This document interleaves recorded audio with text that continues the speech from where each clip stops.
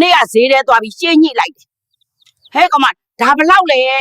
လို့မေးလိုက်တာအကောင်မလည်း300ဘက်လို့ပြောတယ်250နဲ့ရမလားလို့ဈေးလျှော့ကြည့်တာကောင်မကိုကောင်မကချက်ချင်းပြန်ပြောတယ်မရဘူးအဖွာကြီးဒီဈေးကလျှော့လို့မရဘူးအဖွာကြီးတဲ့နောက်ထပ်ဆိုင်တစ်ဆိုင်သွားပြီးထက်ကျင်းညှိတယ်250နဲ့ရမလားအဖွာက